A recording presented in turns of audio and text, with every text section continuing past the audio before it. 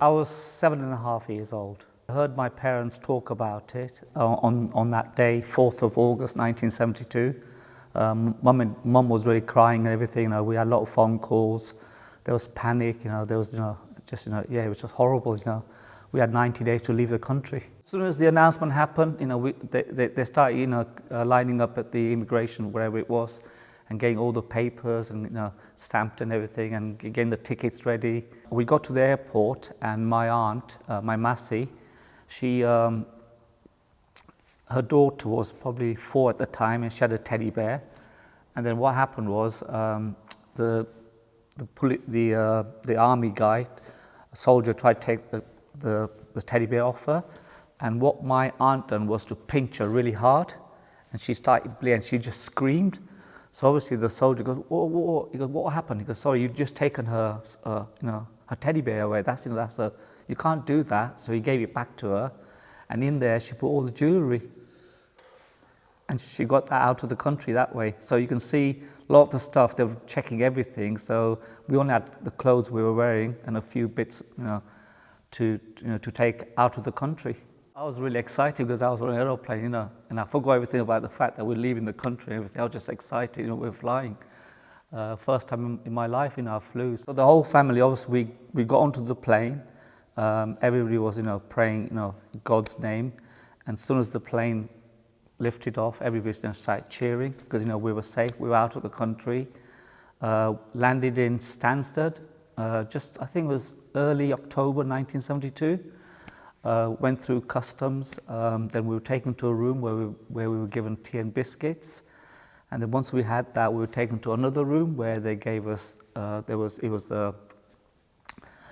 like all the jackets and jumpers, everything, shoes, everything that we could take something because it's very cold and everything. So we could take a jumper, whatever it was, and coats and everything else. So we were all given that, and then we were all put on a bus. And we were taken to the camp here locally, Stradishall. We came late at night. I remember we went straight into a big hall, and I think that's where we were put the first night, because I'm sure the other place, the people were sleeping and everything, so they put us in this big hall. I think we slept there on mattresses, whatever it was. So that was our first night, and then I think next day, we were put into houses, different areas. So what happened was, in the morning, we went to the canteen, the morning after we landed, we went to the canteen, and obviously, there's cornflakes, Weetabix, all the normal breakfast, fantastic, we all had that. In the evening, we went to the canteen, and there was food there, which was, we thought, what is this? It's all meat and everything, your chicken, pork, whatever it was alien to us. And there's no way that a lot of us wouldn't eat that, especially the elder lot would not eat that. And obviously we had the mashed potatoes, beans and everything. And then a day later, my mum and a group of ladies approached the manager, said, "Look, we won't be able to eat this food. Is there any chance we can make our Indian food?" And he said, "Yes, that's no problem. If you tell me what you need, we'll get everything." So my mum and 2 ladies, they went to Cambridge to a local Indian shop and bought all the herbs and spices that needed to make all the food. They got 6 women. My mum got 6 women who would cut all the potatoes, all the other stuff that needed to make the food. So my mum was the person in charge. She'll make the main, the masala, everything to mix into the potatoes, all that. She made all that, and the ladies would cook it and everything. So within 2 days, we were having an Indian meal every day. It's fantastic. So there was mum and dad and 5 brothers, including myself, the 7 of us. So we had a house on the camp. It's comfortable. It's really comfortable. Where the kitchen, the dining area, the bedrooms. It's quite nice. I think there was a sofa. In the kitchen, they had everything. Toaster. Kettle and all that, and all the beds and everything. So it was a small, little. It's nice. It's comfortable for us anyway. And I had some cousins, not friends, cousins, who were on the same campus as us. So, we used to play around with them, uncles, aunts, and all that. I remember Roger now, the headmaster. So I remember going there, learning maths and English mostly. But yeah, I used to go there every day. And I think the best bit for me and my brother was we finished school at 3 o'clock. All the kids went back to their houses. We came back to the canteen, because that's where my mum was. And she'll sit us in the corner, and we had the whole, everything for that evening, all the desserts, the cakes, everything was on display. We can have anything we want. So me and my brother used to eat all that. It's fantastic. Every day that was, it was a highlight, 3 o'clock. It's fantastic. I forgot everything about what happened in Uganda. Going to the canteen every day, looking, eating the food there, the chocolates, the biscuits, cakes. I know all that took that all away, growing up. So I thought I had a fantastic time, especially with my mum being the head chef. So it was great. One of my founding memories was, it was Christmas time. They called our Father Christmas in, and we all went to the main hall, which I think was a school, which was a school, the classroom. We all got there, and they brought these big black dustbin bags with toys in there, and we had one bag each. All the toys were brand new. It was absolutely amazing. I was 7.5 at the time. I thought, wow, this is fantastic. All the kids, we all got one bag each. There were toys galore in there. And, I played with that for months and months. I loved it. It was fantastic. That's, I'll never forget that. I remember all the volunteers, there was a lot of organizations that came out to help us. There was so much happening, and one of the things that happened was, I think it's every 2 weeks on a Saturday, Sunday, the public would drive into the camp, and then we all line up and we'll get into the cars. So it'd be the guy, the owner of the car, and the 4 of us will get in the car, and then we'll go to their house to spend the day there. They'll feed us and everything, and sometimes they even gave us money and everything, to my mum and dad, and they just looked after us for the day.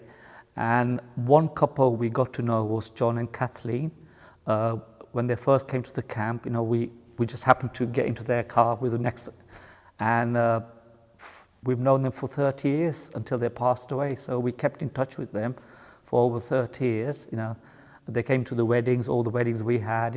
All the brothers got married. They came to the weddings, and they were like family to us. Fantastic couple, really, really good. So we kept in touch with them. Unfortunately, they passed away. We arrived probably early October, and obviously the camp closed on around the 16th of March. That's when all the last people left. Then we went to another camp. It wasn't far from here, so we were moved there after we finished, after this place closed down. And then what happened was,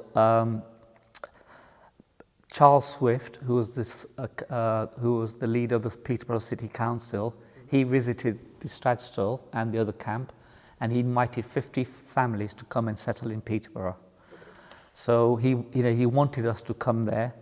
As soon as he announced that 50 families were coming to Peterborough, he got a lot of hate mail, people outside his house. He had to be taken to work every day for police protection.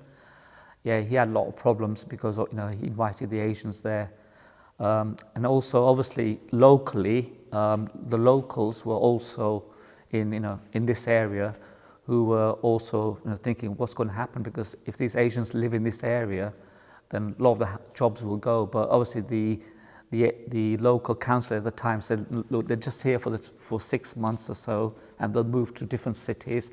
They're not going to live in this area. They'll find jobs somewhere else, so don't worry about it. So the panic was, taken away from the locals. But Peterborough City Council, so they took us on. We got there and they gave us a house. I remember we got going shopping. They gave us £50, which was quite a lot in them days, back in 1973. And my mum and dad bought all the food, lots of it, and we had a house and everything. And my dad got a job already locally, working for Baker Perkins in Peterborough. And my dad became like ambassador just to all the Ugandan Asians, says, please come to Peterborough, come and live here, it's a great city. I would get up in the morning at my house and there'd be people sleeping in the lounge, and I've never seen them in my life, and they've just, my dad's asked them to come over from wherever they were in a camp, and look, I'll settle you somewhere in Peterborough, and my dad helped all of them to settle, a lot of them in Peterborough. So obviously my mum and dad had a big impact on the Ugandan Asians. Still to this day, a lot of women tell my mum, thank you for cooking the meals. We remember that, because otherwise we just had mashed potatoes and beans every day. So, but like I said, Peterborough City Council wanted us to come there. If you look at Leicester, they said, please don't come here. Peterborough wanted us to go there. My family's still there. I moved out in 1993 and I went to Leicester, but my family's still there. Yeah, it's great. They love it, and a lot of the Ugandan Asians are still there. When I went to Peterborough, the first area I went to was all Asians, Pakistani and Indian, just full of the Asian. There was not any white people in that area at all. The school I went to, they were all Indians and Pakistani kids. And after 1.5 years, I moved to the city centre area and moved into a school where there was all 99% English. And went to the school, and the headmaster, first thing he done, told all the students, he was a fantastic guy, Mr. Swenson. He told all the students, if he finds any racism from anybody, they'll be chucked out of the school. And we never faced any racism in that school. It was fantastic. It's due to that, the headmaster of the school. I was going to go 2 years ago in 2020 when the COVID hit us. So I always want to go back. I want to go back to the place where I was born. I really want to see that.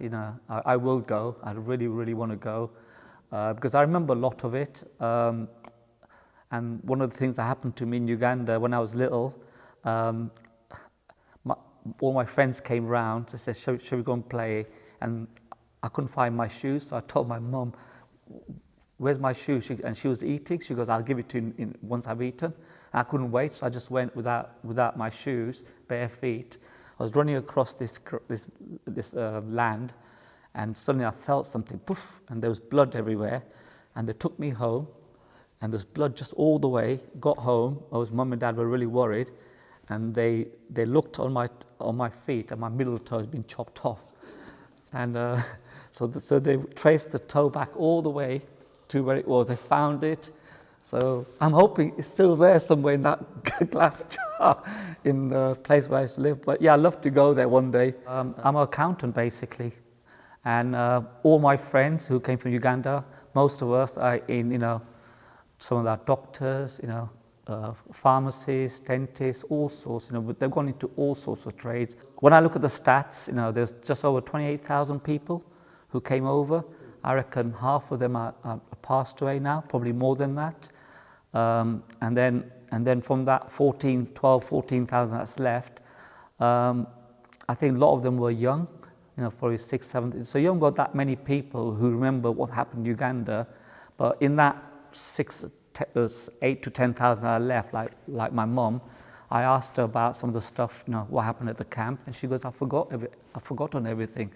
So, so that's gone. So it's people like me, my brothers that remember what happened. But, in the next 50 years, none of us will be here. And all this is fantastic to have, so that, remember, I'm a second generation, my kids are third generation, it's the fourth, fifth, sixth, all them generations. One day we'll go to one of these museums and see this. Oh, hang on, that was my great-great-granddad, he was part of that Ugandan Asian. So it'll keep the heritage, forever. So it's a fantastic project what you're doing. On behalf of all the Ugandan Asians who came here, I'd just like to thank Edward Heath, who was the Prime Minister at the time, the Conservative Party, and everybody at the Stradishall camp, all the volunteers, the headmaster, everybody that looked after us, and then Peterborough City Council, and especially Mr. Charles Swift, all of them. We're really grateful to them, and I know in a million births we won't be able to repay the British public. What they've done for us is amazing, and we'll always remember that for the rest of our lives, because it was fantastic what they've done for us,